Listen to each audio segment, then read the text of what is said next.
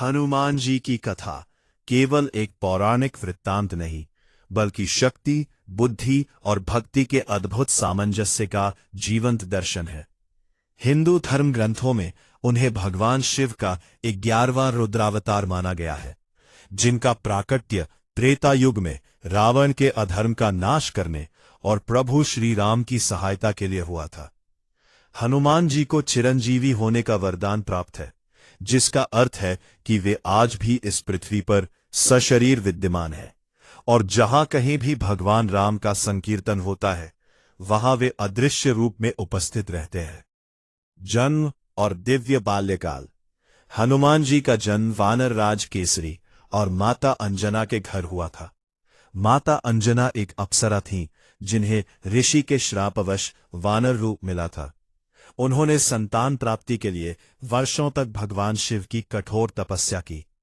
उनकी भक्ति से प्रसन्न होकर शिव ने वायु देव के माध्यम से अपना अंश, पवित्र खीर का भाग अंजना तक पहुंचाया, जिससे हनुमान जी का जन्म हुआ। इसी कारण उन्हें पंजन पुत्र या वायु पुत्र कहा जाता है। बचपन में हनुमान जी अत्यंत नटखट और असीमित ऊर्जा से भरे थे।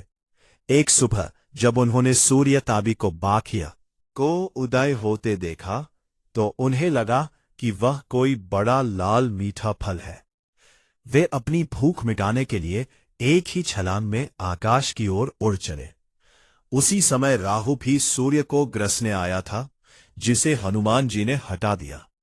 जब इंद्रदेव ने देखा कि एक बालक सूर्य को निगलने जा रहा है, तो उन्होंने अपने वज्र से उन पर प्रहार किया। वज्र के प्रहार से हनुमान जी की ठुड्डी हनु टूट गई और वे मूर्छित होकर गिर पड़े। इसी हनु शब्द के कारण उनका नाम हनुमान पड़ा।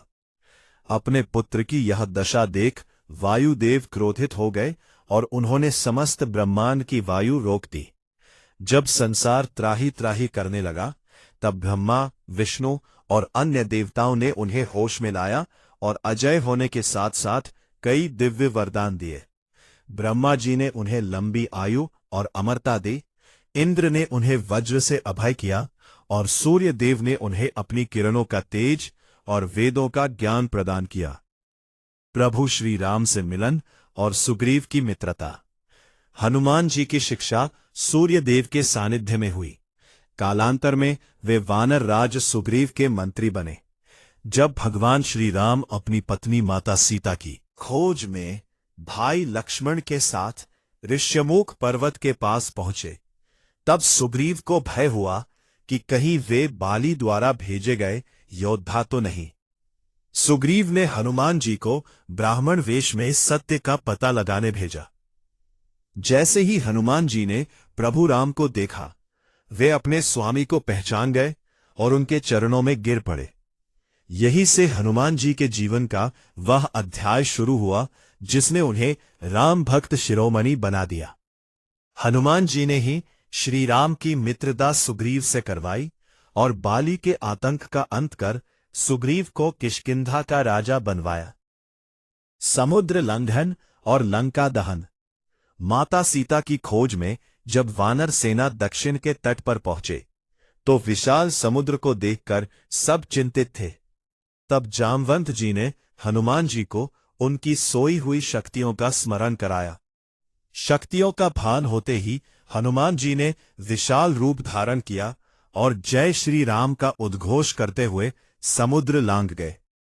रास्ते में उन्होंने सुरसा और सिंहिका जैसी राक्षसियों का वध किया और लंका पहुंचे।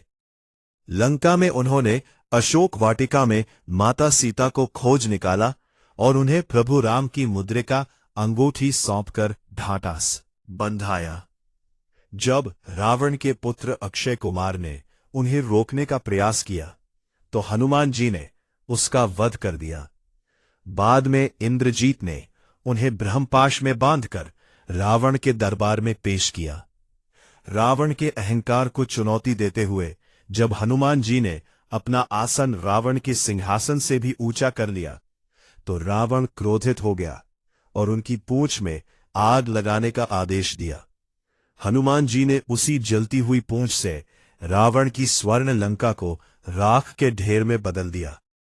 यह इस बात का संकेत था कि अधर्म का महल चाहे सोने का ही क्यों ना हो, सत्य की एक लौ उसे नष्ट कर सकती है। संजीवनी पर्वत और लक्ष्मण के प्राण। रामायण के भीषण युद्ध के दौरान जब रावण के पुत्र मेघनाद ने शक्ति बाण का प्रयोग किया तो लक्ष्मण जी मूर्छित हो गए। लंका के राजवैद्य सुषेण ने बताया कि हिमालय के द्रोणागिरी पर्वत पर संजीवनी बूटी उपलब्ध है, जिससे लक्ष्मण के प्राण बच सकते हैं। लेकिन यह कार्य सूर्योदय से पहले पूर्ण करना था। हनुमान जी पलक झपकते ही हिमालय पहुंच गए। वहां औषधियों की पहचान न होने के कारण उन्होंने पूरा द्रोणागिरी पर्वत ही अपने हाथ पर उठा लिया। लंका की ओर उड़ चले।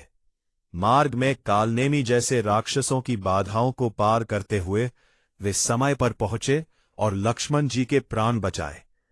उनके इस कार्य ने यह सिद्ध कर दिया कि उनके लिए कोई भी बाधा असंभव नहीं है। भक्ति की पराकाष्ठा और हृदय विदीर्ण। हनुमान जी के लिए श्री राम की सेवा से बढ़कर कुछ नहीं था। युद्ध के उपरांत जब अयोध्या में राज्याभिषेक हुआ, तब माता सीता ने उन्हें एक बहुमूल्य मोतियों की माला भेंट की। हनुमान जी हर मोती को अपने दांतों से तोड़कर देख रहे थे। जब सभा में लोगों ने पूछा कि वे क्या कर रहे हैं, तो हनुमान जी ने सरलता से कहा, मैं देख रहा हूं कि क्या इन मोतियों में मेरे राम का वास है।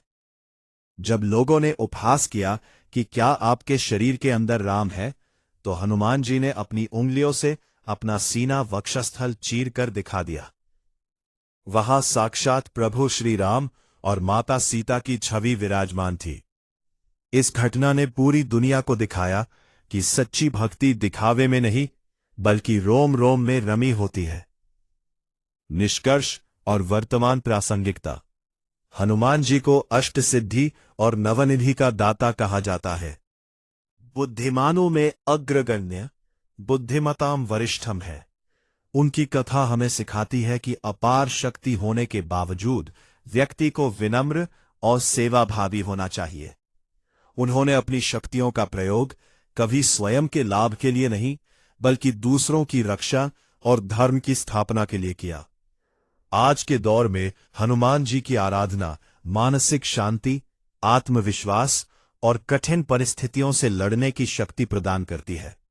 वे न केवल एक पौराणिक पात्र है, बल्कि हर उस व्यक्ति के लिए प्रेरणापुंज है जो अपने भीतर की शक्तियों को जागृत कर सत्य के मार्ग पर चलना चाहता है।